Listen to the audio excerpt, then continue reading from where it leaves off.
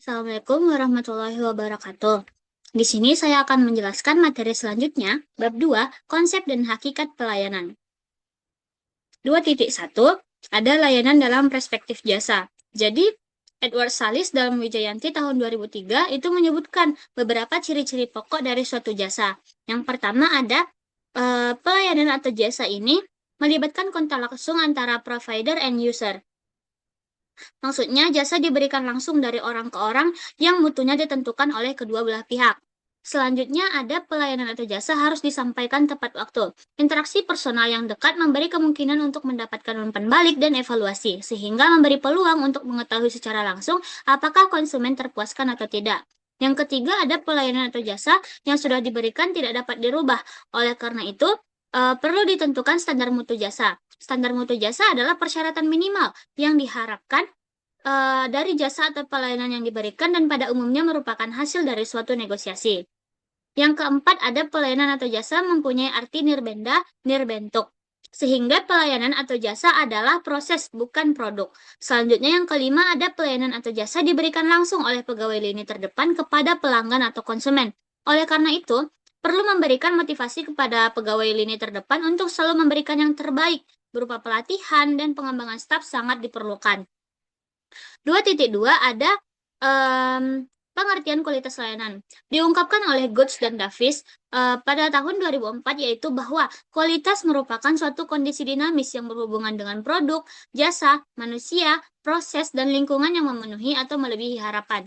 Sedangkan pengertian kualitas jasa atau layanan sendiri ialah berpusat pada upaya pemenuhan kebutuhan dan keinginan pelanggan serta ketepatan penyampaiannya untuk mengimbangi harapan pelanggan. Jadi dapat disimpulkan bahwa kualitas layanan ini adalah segala bentuk aktivitas yang dilakukan oleh perusahaan guna memenuhi harapan dari konsumen. Hal-hal yang menjadikannya sempurna sebagai suatu layanan, seperti yang diuraikan oleh Lovelock pada tahun 1994, yang pertama ada informasi. Misalnya, jalan atau arah menuju lokasi, jadwal penyampaian produk jasa, instruksi mengenai cara penggunaan produk inti, atau layanan pelengkap, peringatan, pemberitahuan adanya perubahan, dan lain-lain sebagainya. Yang kedua ada konsultasi, seperti pemberian saran, auditing, konseling pribadi, atau konsultasi manajemen atau teknis. Yang ketiga ada order taking, meliputi aplikasi, jasa langganan, jasa berbasis kualifikasi, reservasi, dan lain-lain sebagainya. Yang keempat ada hospitality, di antaranya sambutan, tempat ibadah, jasa keamanan, dan lain-lain. Yang kelima ada caretaking, terdiri dari perhatian dan perlindungan atas barang milik pelanggan yang mereka bawa, dan lain-lain.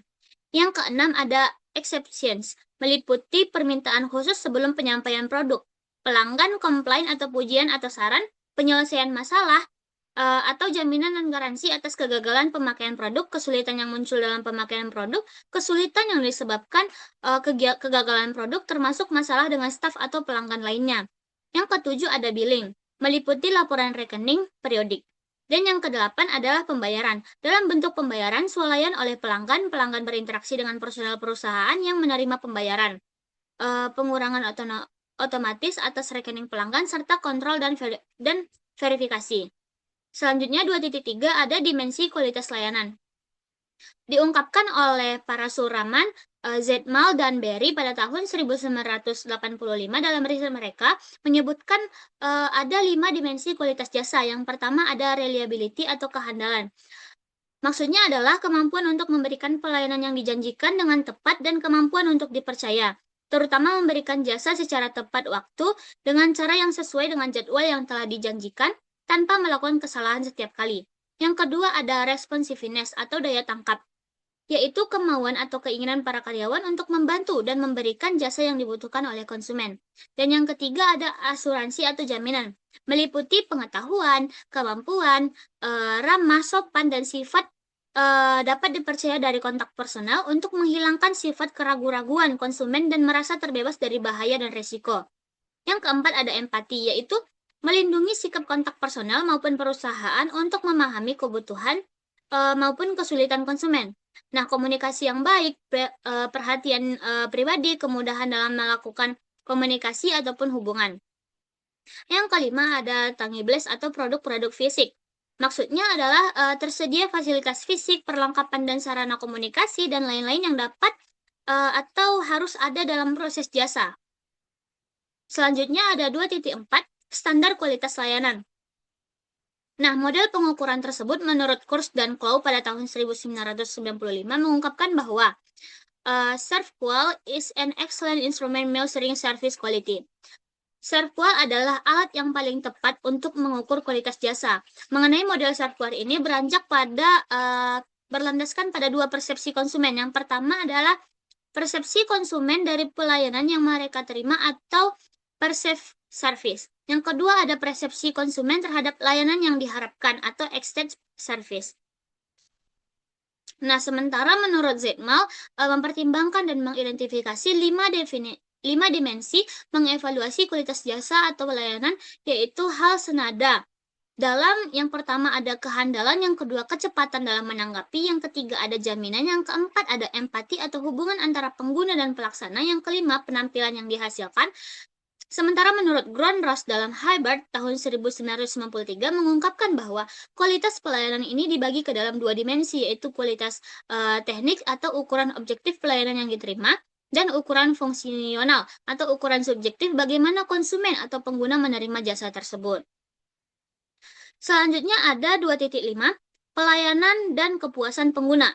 Kepuasan pengguna terhadap suatu produk atau jasa ditentukan oleh tingkat kepentingan pelanggan sebelum menggunakan produk atau jasa, dibandingkan dengan hasil persepsi pelanggan terhadap produk atau jasa setelah pelanggan merasakan kinerja dari produk atau jasa tersebut. Nah, hierarki nilai pelanggan tersebut dimulai dari yang pertama ada atribut dan kinerja produk yang diinginkan atau yang diharapkan. Yang kedua,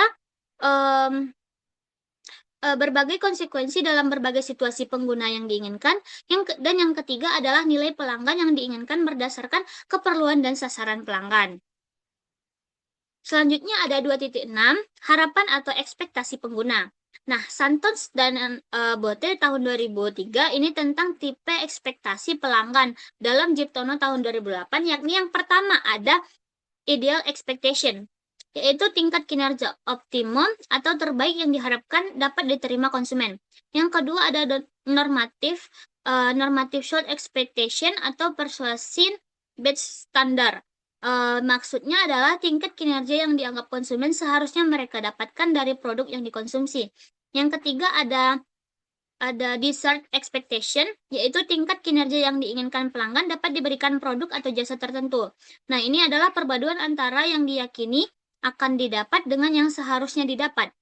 Yang keempat ada predicted atau will expectation experience based norm, yaitu tingkat kinerja yang diadaptasi atau diperkirakan konsumen akan diterimanya berdasarkan semua informasi yang diketahuinya.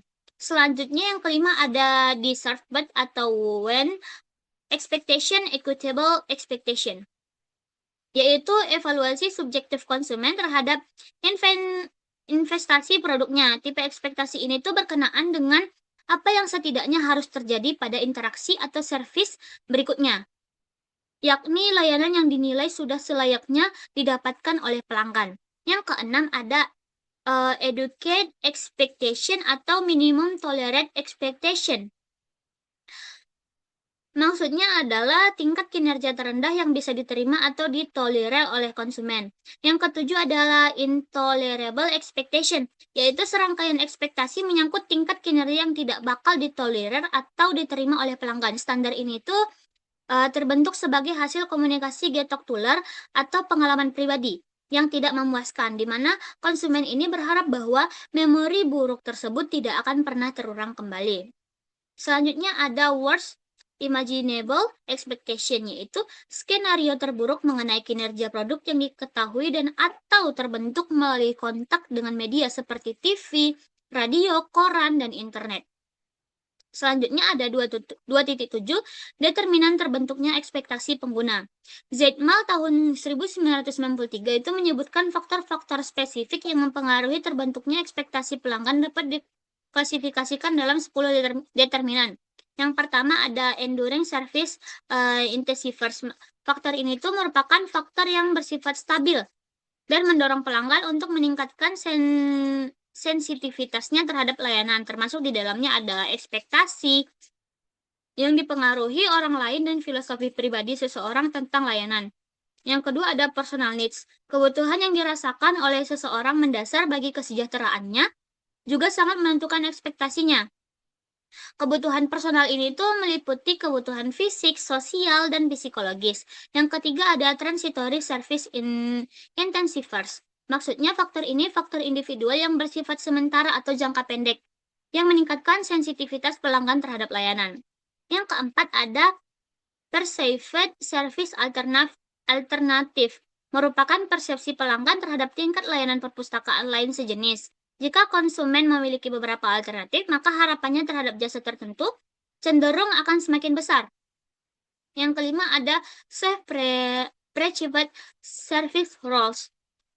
Faktor ini tuh mencerminkan persepsi pelanggan terhadap tingkat keterlibatannya dalam mempengaruhi layanan yang diterimanya. Nah, jika konsumen ini terlibat dalam proses penyampaian layanan dan ternyata layanan yang direalisasikan tidak begitu baik, maka pelanggan ini tidak bisa menimpakan kesalahan sepenuhnya kepada penyedia layanan.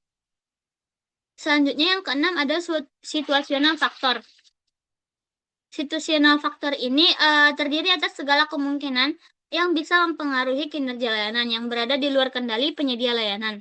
Yang ketujuh ada explicit service promise. Faktor ini merupakan pernyataan atau janji secara personal maupun non-personal organisasi tentang layanannya kepada para pelanggan. Janji ini tuh bisa berupa iklan, personal selling, perjanjian, atau komunikasi dengan karyawan. Selanjutnya ada yang kedelapan, implicit service promises.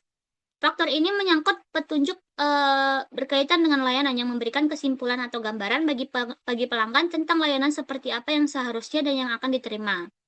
Yang kesembilan ada word of mouth, merupakan pernyataan secara personal maupun non-personal yang disampaikan oleh orang lain selain penyedia layanan kepada pelanggan. Word of mouth ini biasanya lebih kredibel atau efektif karena menyampaikan adalah orang-orang yang dapat dipercaya pelanggan, seperti ahli, teman, dan lain-lain.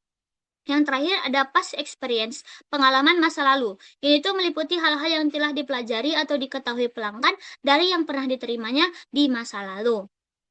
Selanjutnya ada 2.8, metode pengukuran kualitas layanan. Yang pertama ada metode Serqual, di mana harapan, kepuasan pelanggan, dan kualitas layanan mempunyai hubungan yang dapat diukur dari kualitas pelayanannya. Dalam kuesioner yang disebarkan nantinya akan terdapat penilaian pelanggan terhadap dua bagian penting, yaitu bagian ekspektasi dan bagian performance.